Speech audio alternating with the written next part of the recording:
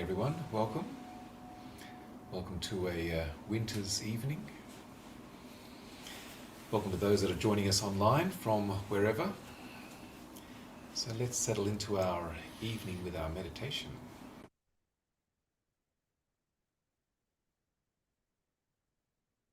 So having arrived physically into this space, allowing the mind to settle in mentally, emotionally, spiritually into this meditation space. Our eyes gently closed, bringing awareness within, breathing out any stress tension from the body, allowing ourselves to settle, settling, centering, stabilizing, becoming inwardly present, and using the naturally occurring sensation of our breath as our reference point for the point of existence, the present moment. Meditation is practicing being present and realizing the whole point of existence is to be present for it. Here, now, knowing. Feeling into our body with some awareness, sensing, feeling our body sitting,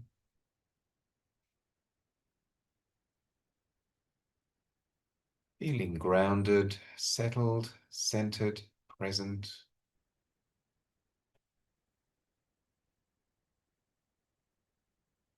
Mindfully checking in on a few contact points, our feet connecting with the floor,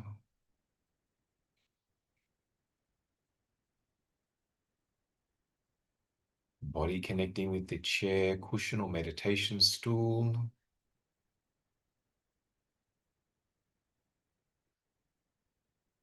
Our hands resting gently in our lap.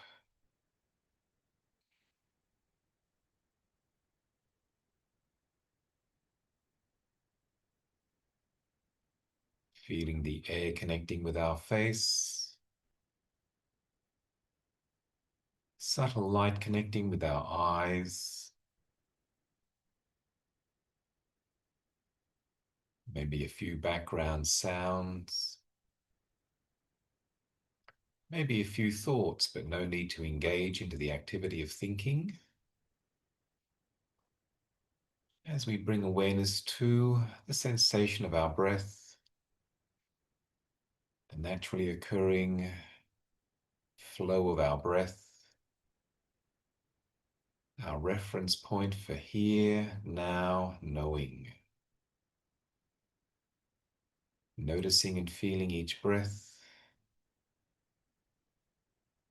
allowing the mind to settle into its fundamental, true nature,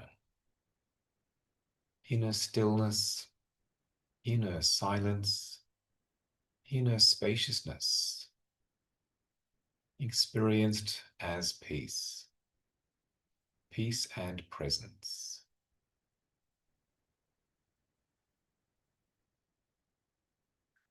So taking this time to mindfully feel each breath in each moment,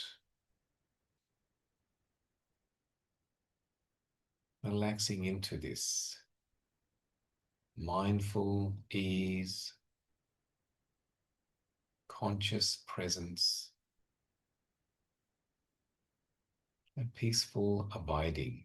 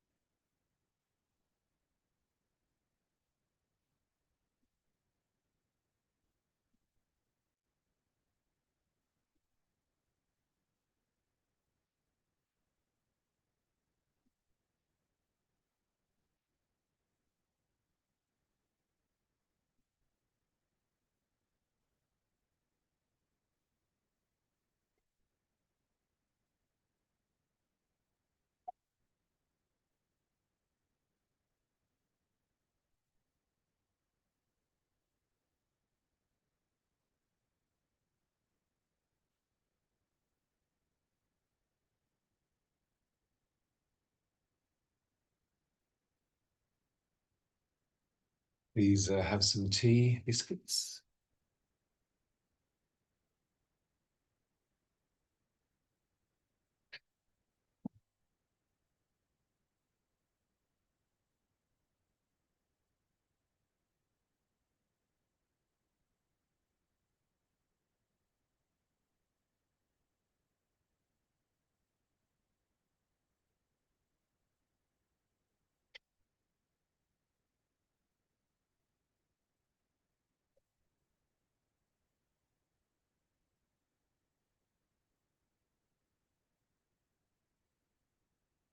Please, can I get you to turn the urn down, please?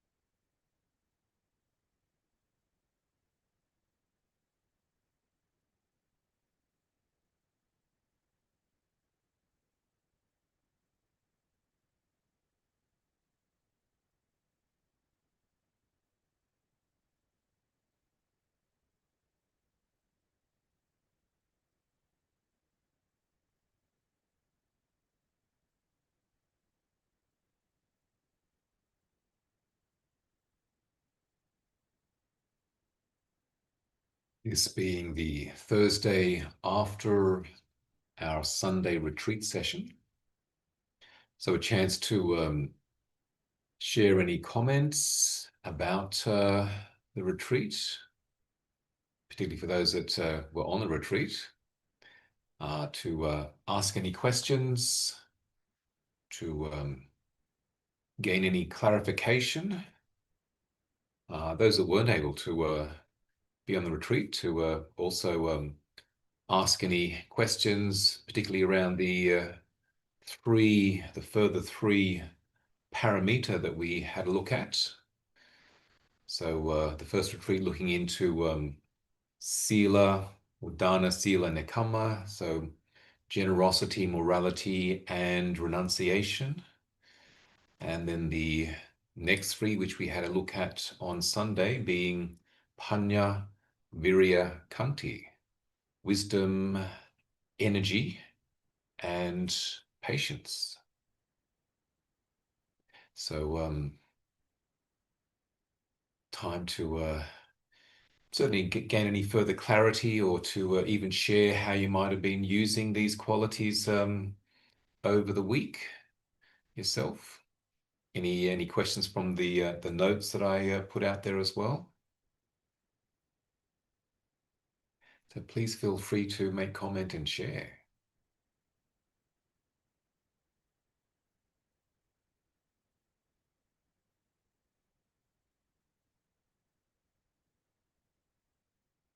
Justin? Yeah, I had a great experience on the Sunday. Thank you. I was surprised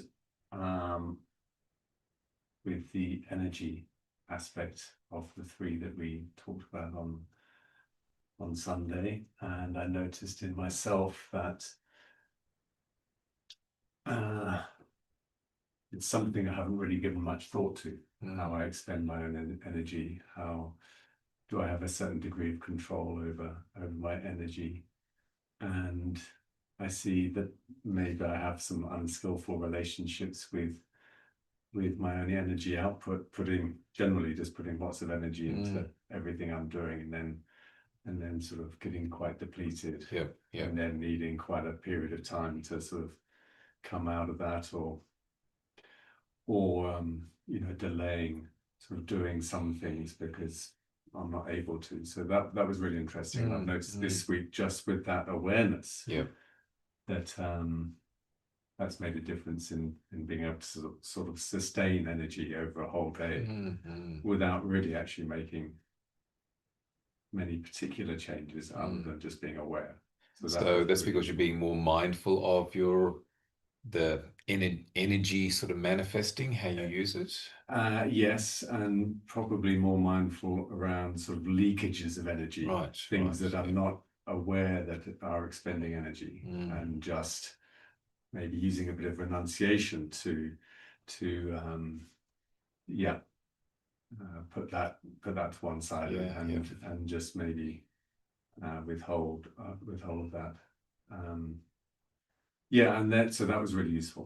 Good. And I've been reflecting maybe more on Pannya this week, as in reading up notes, and I think I expressed on Sunday that difficulty with a big word, monolithic word like wisdom that I've particularly experienced. So I was just maybe question around. I think I've settled more on the idea of the word being like clarity or clear awareness, and that seems to be easier for me to sort of understand. So first question is, does that have any bearing with wisdom, clarity, clear awareness, or consciousness? And is this sort of like a true nature? It feels like, part of our true nature rather than a skill we learn. It's more of I suppose, a barrier that we're trying to remove from the way we sort of relate to life. And just the final part of the question was around, I suppose, the idea of the Buddha mind, the reflective practice of awareness, acknowledgement, the pariyati, paripati, pariveda, pativeda. Yep. And I just, wondered if you could expand on that practice of using clarity in action with that reflection. Well, that's a big question. Sorry. So I did conserve energy. I had more questions there, so I just paced that one out.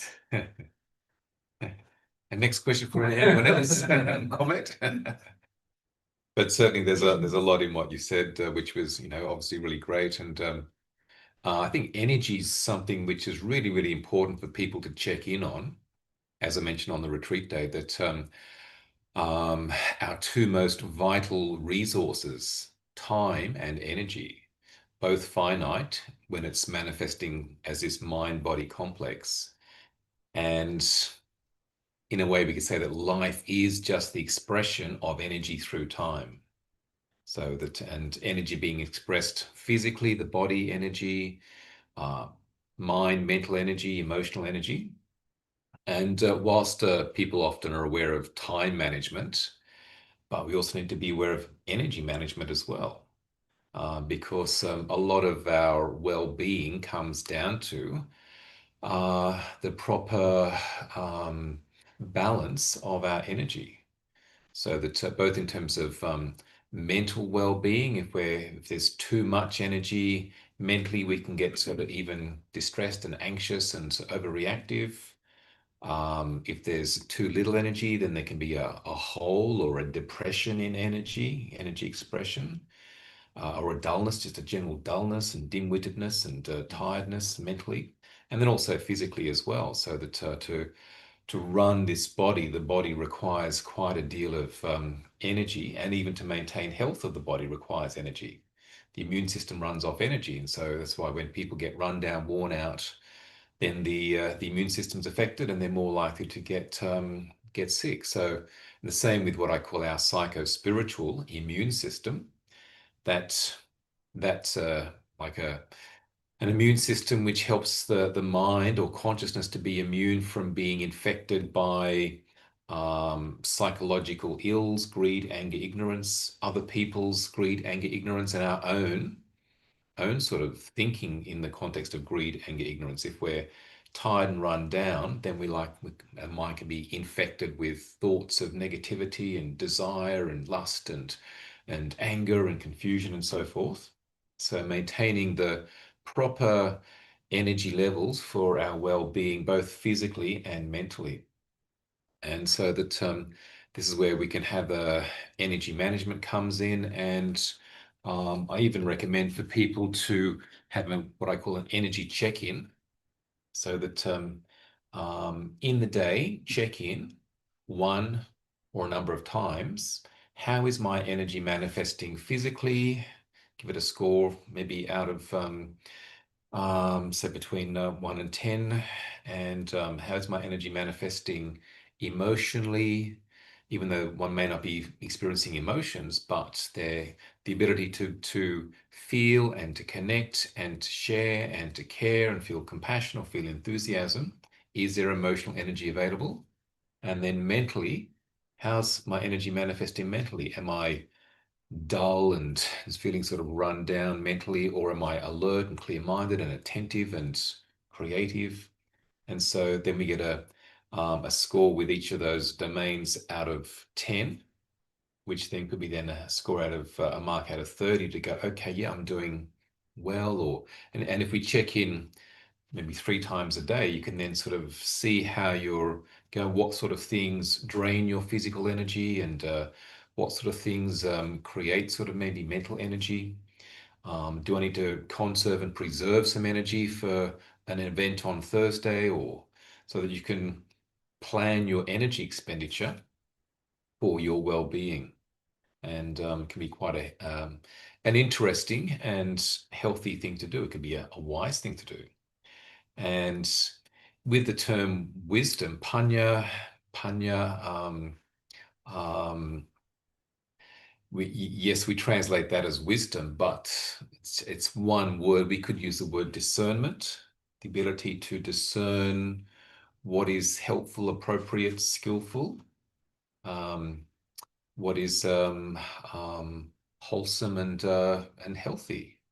So that ability to sense, and I think it's more of an intuition that's there, a knowing, but we need to be mindful enough to sort of sense and feel into even that gut sense, so to speak, to be able to intuit what's right and appropriate. But I remember one of my teachers when I was in Thailand, Ajahn Pasano. He was the abbot of Wat Pah Nanachat International Forest Monastery, Canadian monk. And he would say that wisdom is something that not so much you get, but you use wisdom, and the more you use it, the more it develops. And so that in that, it's about transforming information into knowledge, into understanding, and then applying that understanding. And then we're seeing the results of that, that then can be taken on as a knowing, or as a wisdom that one then has. And that's where those 3 ways of developing wisdom that the Buddha spoke about, pariyati pati pati pati pati wet, so that being at the studying, the thinking things through, and also meditation, and then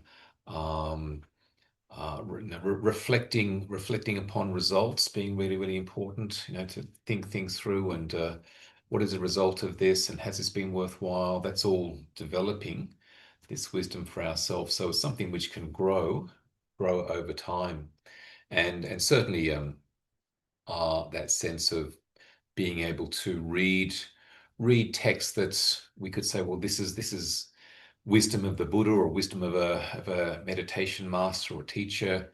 It's his wisdom expressed in words, but the more we understand it and feel into it, and even then begin to live it, it becomes part of our own body of embodied wisdom, which is expressed. And again, Ajahn Pasanno is saying that we gain wisdom by using it, and wisdom, the worth of wisdom is to use it.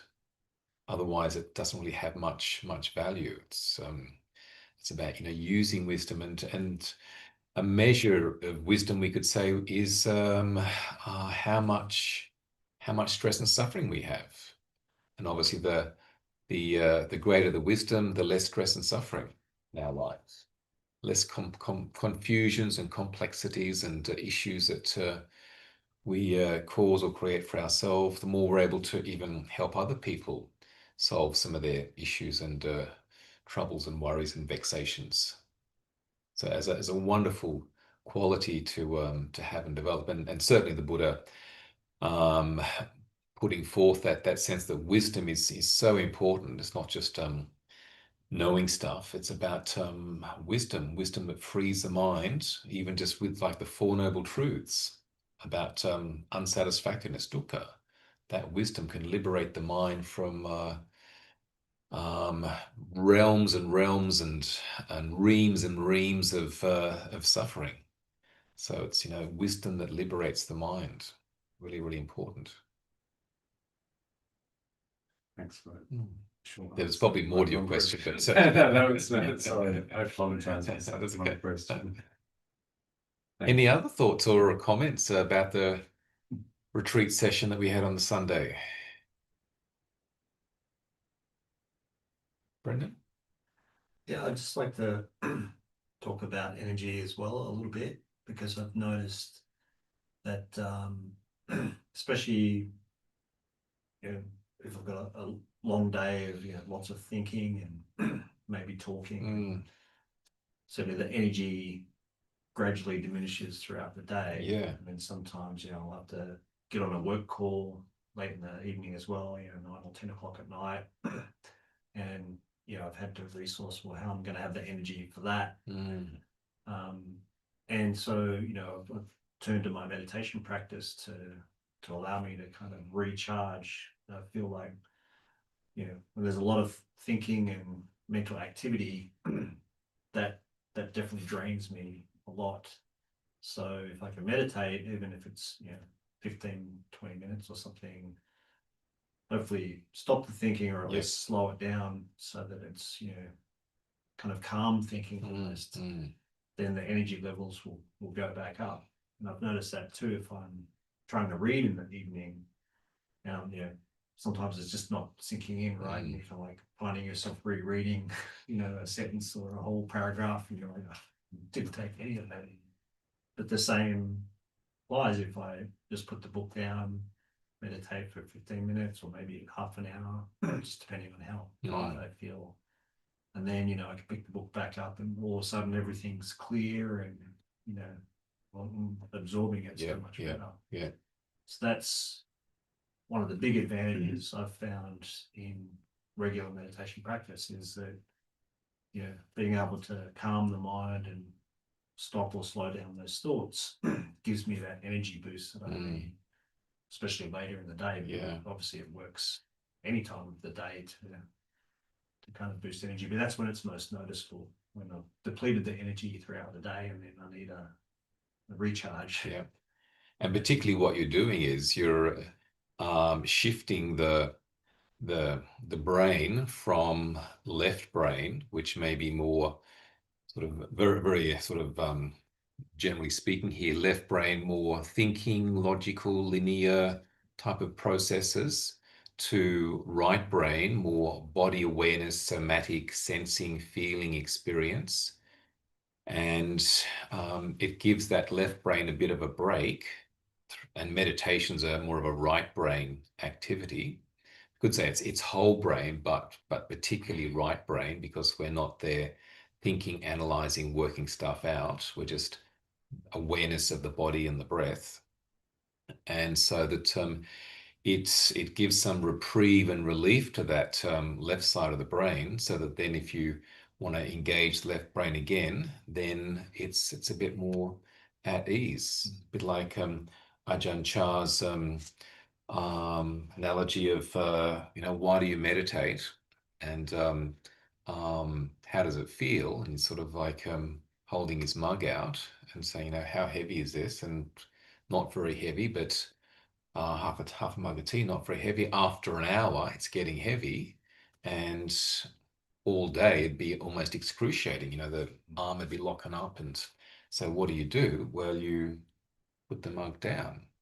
That's what meditation is. It's giving the arm a break, and so that you drink your tea over a couple of hours if you want. Don't mind cold tea, but have a sip, put it down, and then sort of rest and pick it up, have another sip, put it down. So life, or the life becomes sustainable, because you're not sort of constantly full on and then moving into burnout. So meditation creates that break, and particularly those putting it down is the roles and responsibilities, the issues, the concerns, and the thinking. That's all in the mug.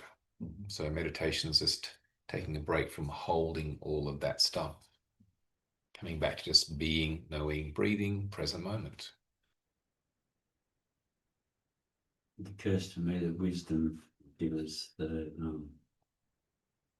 help us realise that the only things we need to worry about are in the present. And by doing that, that relieves us of expending the energy to actually worry and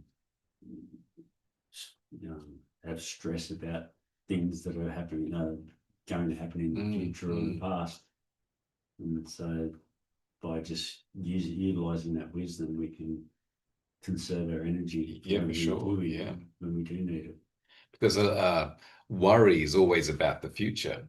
And we could say that is worrying about the future something that may happen? Is that really helpful for me now? Well, no, it's a waste of time and it's a waste of energy. And particularly worry is based in the mindset of, or the mental set of anxiety and the emotion of fear.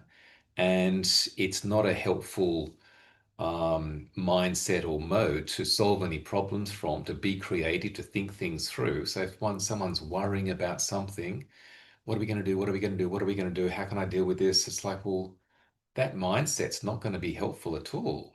Be better just to go, okay, I'm not going to worry, but I maybe have a healthy concern about something, but worrying about it's not going to help.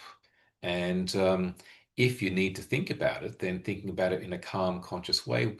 What is the issue? What are the options? What are the possibilities? What would be the best result, outcome? How do we go about that? What have we learned from the past? So it's more of a conscious mental act to help solve or resolve some sort of issue that may happen with the plan A and B, C, etc. But worry, waste of time.